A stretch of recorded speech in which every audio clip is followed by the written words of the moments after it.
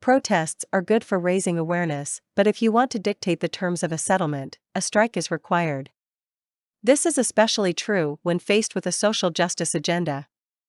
The target of a general strike is the social justice agenda of the state.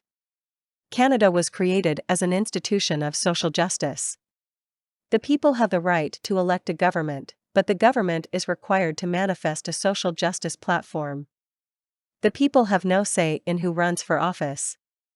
The electorate's choice is restricted to a limited number of vetted and pre-selected candidates. The people have only the most limited influence on their government. The trouble with protests is that they have no direct impact on the state. Whatever they manage to accomplish is achieved by indirect means. Governments know they can usually wait out the protesters. Negotiations usually end up being a long, drawn-out process that eventually loses focus, due to the nature of debate.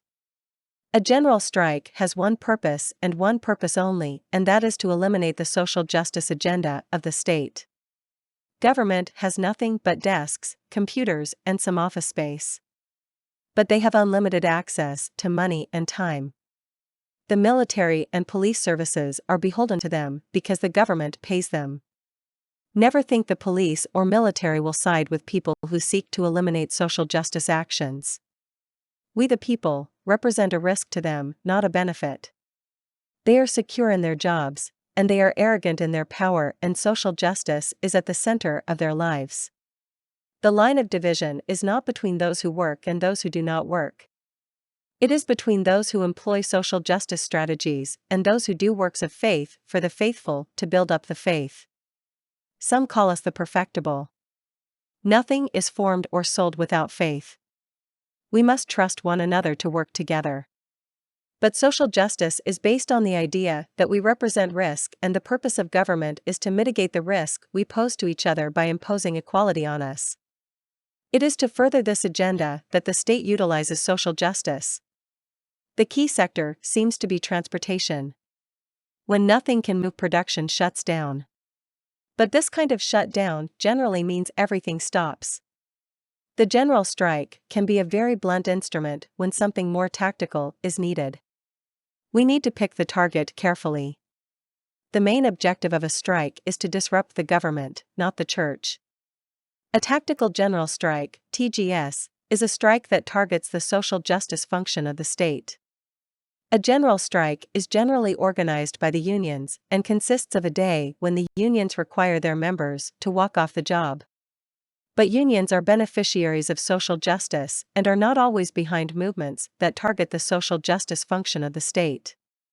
If a strike is to be successful, it has to be grounded in truth and justice. Strikers must be able to demonstrate their cause is just. It is not enough to have a grievance, the grievance must pertain to an infringement of rights. Social justice is the idea that there is a state that is ideal and to which we must aspire to. Sometimes this condition is referred to as equality, and other times equity is used. Regardless, social justice looks to reduce risk through a mitigation strategy that tends to buy off and placate the agitated. Social justice seeks to mitigate risk by reducing disparities between various social groups. But for this to occur, the state must embrace a particular worldview that says equality is the preferred state of humanity and a right of all persons. The assumption is we are born equal and ought to die the same way. There does appear to be good reasons for adopting this position, until we realize equality is a subjective condition. If Peter and Paul are to be equal, what happens if Peter works 60 hours at a job he trained for in his spare time while working at a minimum wage job, whereas Paul dropped out of school and only does minimum pay jobs off and on in between alcoholic binges? If social justice tells us that Peter and Paul have equal rights and these rights include an equal right to food, shelter, and housing, where do the resources come from to provide these things? If the proportion of the people working making real things steadily declines whilst the proportion working at public service jobs and other tax-funded services, the cost of goods and services will increase for all, but the very people who produce these real goods and services may have the most difficulty buying them. Whereas those in office jobs producing nothing but statistics live quite well on their much higher pay. But even were everyone making the same pay, working in concrete is a much different proposition than data entry jobs at a keyboard. The participation of the unions in a general strike cannot be relied on anymore because they are often part of the group embracing social justice. In any case, unions have been careful to restrict strike action to labor issues, staying clear when it comes to political issues. They make it clear their concern is the financial well-being of their members, not social justice. The concern with social justice brings home another issue we need to deal with. To succeed with a general strike, the church must move beyond this idea that humanity is of one mind or substance. This is not biblical. There are two groups of persons, and the others are not going to support Christians, not ever. Social justice warriors are the enemy.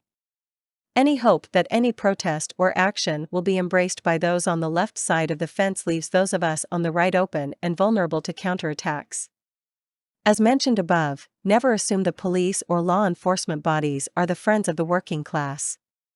The elites and the warrior class have always cooperated to hold down the worker. But even here we have to clarify, because the line of division is not between worker and elite, though this is a handy way to illustrate a divide. The division between men has more to do with morality than social position. We know that by their fruits they are known.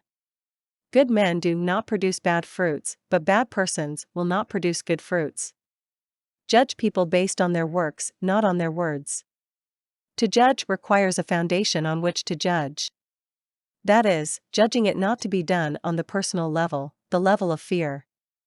This kind of judgment is called social justice, and it looks at other people as a source of risk. Social justice is all about mitigating the risk represented by other persons, the law, and a redistribution of wealth. Good persons do not use social justice, whereas evil persons do. People are not just divided by good and evil, they are divided by how they adjudicate the issue of good and evil.